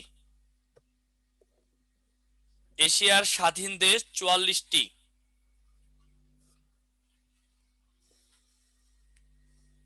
স্বাধীন নয় 2টি, স্বাধীন দেশ নয় 2টি। এশিয়ার স্বাধীন দেশ 44টি, স্বাধীন নয় 2টি। Vatican, sorry sorry sorry Taiwan এবং ফিলিস্তিন, স্বাধীন নয় 2টি। তাইওয়ান এবং ফিলিস্তিন। স্বাধীন দেশ 44টি, স্বাধীন নয় 2টি। 2টি দেশের নাম কি? তাইওয়ান এবং ফিলিস্তিন। তাইওয়ান এবং ফিলিস্তিন। আচ্ছা, লেখেন, সর্বশেষ স্বাধীন দেশ, সর্বশেষ স্বাধীন দেশ, সর্বশেষ স্বাধীন দেশ পূর্ব তিমুর। পূর্ব তিমুর, ইস্ট তিমুর, পূর্ব তিমুর। লেখেন, এটি 2002 সালে, এটি 2002 সালে ইন্দোনেশিয়ার কাছ থেকে স্বাধীনতা লাভ করে। এটি এটি এই পিছনে যেতে পারবো না, এটা আপনারা পিডিএফ এ পাবেন। এখন গেলে আটকে যাব, বাদ দেন। একটা চাইছেন, একটা দিছি, এখন আবার আরেকটা চাচ্ছেন। দেখেন, পূর্ব তিমুর 2002 সালে ইন্দোনেশিয়ার কাছ থেকে স্বাধীনতা লাভ করে। পূর্ব তিমুর 2002 সালে ইন্দোনেশিয়ার কাছ থেকে স্বাধীনতা লাভ করে। লেখেন, এশিয়া তথা পৃথিবীর বৃহত্তম গণতান্ত্রিক দেশ ভারত। এশিয়া তথা পৃথিবীর বৃহত্তম গণতান্ত্রিক দেশ ভারত। এশিয়া তথা পৃথিবীর বৃহত্তম গণতান্ত্রিক দেশ ভারত। এশিয়া তথা পৃথিবীর বৃহত্তম গণতান্ত্রিক দেশ ভারত। বাংলাদেশকে প্রথম স্বীকৃতি দেয় ভুটান। সাকিরে যাও না, এটা নিয়ে কনফিউশনের কিছু নাই, চোখ বুঝে ভুটান। আসেন, এরপরে লেখেন, এশিয়ায় কোনো হিন্দু রাষ্ট্র নেই। এটা পরীক্ষায় আসে, এশিয়ায় কোনো হিন্দু রাষ্ট্র নেই। নোট লিখবেন একটা, এশিয়ায় কোনো হিন্দু রাষ্ট্র নেই, এটা লিখে নোট লিখেন।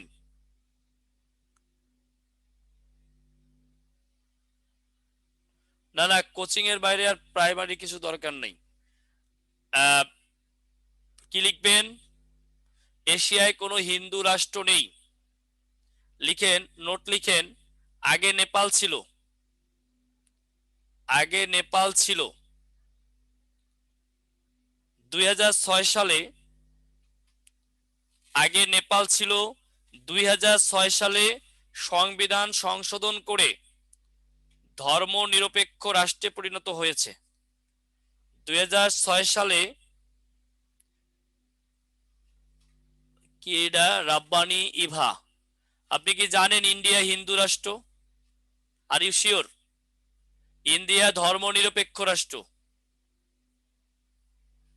এগুলো জানে না এদেশের বহু মানুষ, এই কারণেই কথায় কথায় এটা বলে ইন্ডিয়া হিন্দু রাষ্ট্র না, ইন্ডিয়া হচ্ছে ধর্ম নিরপেক্ষ রাষ্ট্র। এদেশে বহুত মানুষ জানে যে ইন্ডিয়া হিন্দু রাষ্ট্র, কিন্তু আপনার দেশে দ্বিগুণ মুসলিম আছে। ইন্ডিয়া 32 কোটি মুসলিম আছে ইন্ডিয়াতে, জানেন আপনি? তা তো জানেন নিশ্চয়ই। ইন্ডিয়া হচ্ছে ধর্ম নিরপেক্ষ রাষ্ট্র।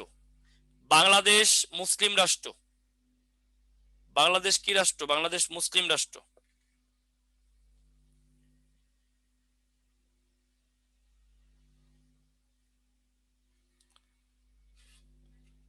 আচ্ছা, তো এই যে এই কথাগুলো আমাদেরকে মানে এশিয়ায় আরো কিছু নোট আরেকবার। আচ্ছা, 2006 সালে সংবিধান সংশোধন করে ধর্ম নিরপেক্ষ রাষ্ট্রে পরিণত হয়। 2006 সালে সংবিধান সংশোধন করে ধর্ম নিরপেক্ষ রাষ্ট্রে পরিণত হয়। লেখেন, one belt one road, one belt one road, এটির প্রবক্তা চীন। ওয়ান বেল্ট ওয়ান রোড, এটির প্রবক্তা চীন।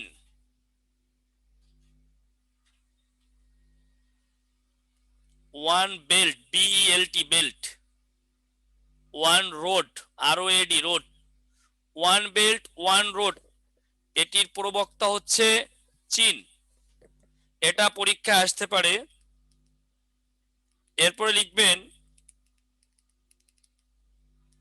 এরপরে লিখবেন উইঘুর। উইঘুর, এই যে যা লেখাচ্ছি এগুলো ইম্পর্টেন্ট। উইঘুর চীনের একটি মুসলিম সম্প্রদায়। উইঘুর হচ্ছে চীনের একটি মুসলিম সম্প্রদায়।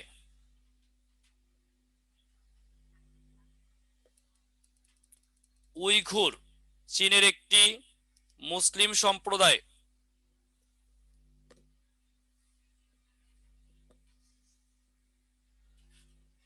এটাও আসে যে উইঘুর কি, উইঘুর একটি মুসলিম সম্প্রদায়ের নাম, এটি হচ্ছে চীনের।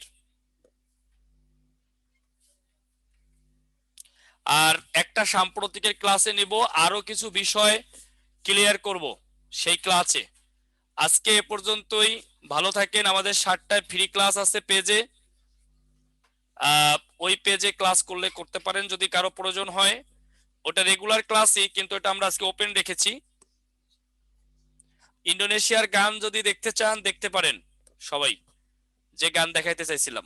যদি কারো ইচ্ছা থাকে যে ইন্দোনেশিয়ার গান দেখবো, দেখেন। ভালো থাকেন, আমি বিদায় নিচ্ছি, সবাইকে ধন্যবাদ।